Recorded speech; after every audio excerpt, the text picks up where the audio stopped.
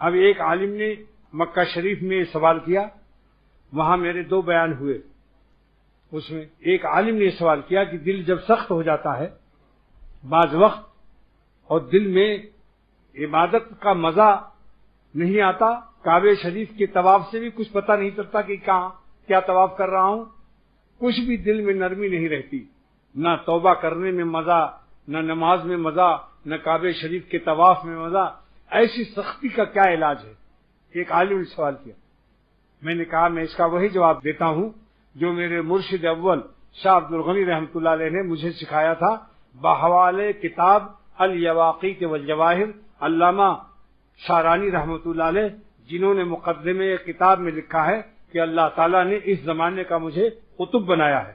اتنی بڑی شخصیت نے ایک وظیفہ بتایا، بس وہی وظیفہ آپ کو بتا کر آج کی تقریر ختم کرتا ہوں، کیونکہ مکہ شریف کا تحفہ میں کراچی میں پیش کر رہا ہوں.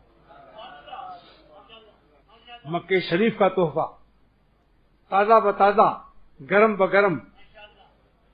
اور یہ اللہ تعالیٰ کا شکر ہے کہ اس عالم نے سوال کر لیا، اور سولتیہ مدرسے کے عالم جو کہ وہاں کا بہت بڑا ادارہ مشہور ہے، مجھے ان کے سوال سے خوشی ہوئی. میں نے کہا کہ اس کا وظیفہ ہے، کیونکہ گناہوں سے دل میں سختی آتی ہے. کبھی غیر شعوری گناہ کرتا ہے انسان، حسین شکلوں کو دیکھتا ہے، اس کو یہ بھی پتہ نہیں رہتا کہ میں کہاں دیکھ رہا ہوں. میں نے ایسے اہل نظر دیکھے ہیں، ان کو یقین ہے کہ یہ نظر حرام ہے، مگر انہیں شعور ہی نہیں ہے کہ میں کیا کر رہا ہوں، اپنے فعل کا احساس بھی نہیں، اور ایک نمکین شکل یا نمکینہ کو دیکھ رہے. تو ایک مرض یہ بھی ہے کہ احساس مرض بھی نہیں ہوتا. اسی لیے تپ دق جب ہو جاتا ہے تو حرارت کا احساس نہیں رہتا، وہ حرارت ہڈیوں میں گھس جاتی، اس کی عادت اس کی ہو جاتی. اچانک جو بخار آتا ہے 105 104 اس کا تو احساس ہو جاتا ہے، مگر ہلکا ٹمپریچر جو تپ دق ٹی بی جس کو کہتے ہیں، پھر ایسی بازوں کو بدنظری کی ٹی بی ہو گئی ہے، انہیں ان کے قلب میں احساس ندامت اور اپنی غیر شریفانہ حرکت کا احساس بھی نہیں ہوتا. بس جیسے ایک جانور ہے کہ کھیت میں چل رہا، اسے پتہ نہیں ہے کہ کس کا کھیت ہے. جب ڈنڈا پڑتا ہے تب پتہ چلتا ہے اوہو ہم کسی غلط جگہ شاید آ گئے ہیں. ذرا شاید کا لفظ یاد رکھنا، کوئی مزیدار جملہ یا نہیں. جب کھیت کا مالک آیا اور ایک کس کے پوری طاقت سے ایک ڈنڈا کمر پر لگایا تب بھاگا، کہا اوہو شاید ہم غلط جگہ آ گئے تھے، ورنہ ڈنڈا کیوں ملا یہ. ایسے شخص کو جب کوئی جوتا مارتا ہے یا عذاب الہی آتا ہے. اب یہ دعا کتنی پیاری سکھا رہا ہوں، اور مرض کتنا سنگین ہے. یہ مرض وہ ہے اکثر لوگوں کو پیش آ جاتا ہے. کبھی کبھی دل میں رقت، نرمی، دعا میں لذت، مناجات میں لذت، نماز میں مزہ، تلاوت میں مزہ، ذکر میں مزہ، شیخ کے پاس بھی مزہ. اور بعض ایسے حالات آتے ہیں کہ شیخ کے پاس بھی اس کو اچھا نہیں لگتا، ایسے الو کی طرح بیٹھا رہتا ہے. یہ دل کی بے شعوری اور سختی کا علاج سن لو. یا حیو یا قیوم پڑھو. آسان ہے نا بھائی؟ اسم اعظم ہے. اسم اعظم اے زندہ حقیقی کہ جس کے ساتھ ذات کے صدقے میں سارا عالم زندہ ہے. یا حیو کی صفت کا ظہور اگر ہٹا لے سارا عالم مر جائے گا اور قیامت آ جائے گی. حیات کل شیء بہ معبدن، مولا علی قاری فرماتے ہیں یا حیو کے معنی وہ زندہ حقیقی جس کی حیات کے صدقے میں سارے عالم کی حیات قائم ہے.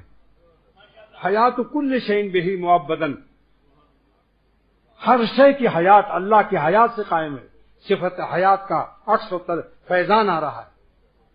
قیامت کے دن یہ صفت حیون کی اللہ ہٹا لے گا، جس سے آسمان و زمین اور سورج و چاند سب گر پڑیں گے، سب مر جائیں گے. یا قیوم مانے اے سنبھالنے والے، سارے عالم کو سنبھالے ہوئے ہیں.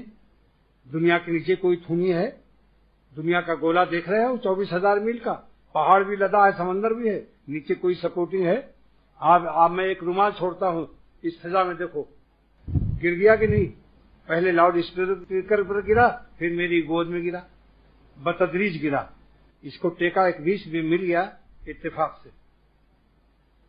تو رومال ایک فضا میں قائم نہیں کر سکتا مخلوق، تو سارا عالم کیسے ہوگا؟ لیکن 24,000 میل کا گولا، سمندر، پہاڑ سب بغیر ستون ہے.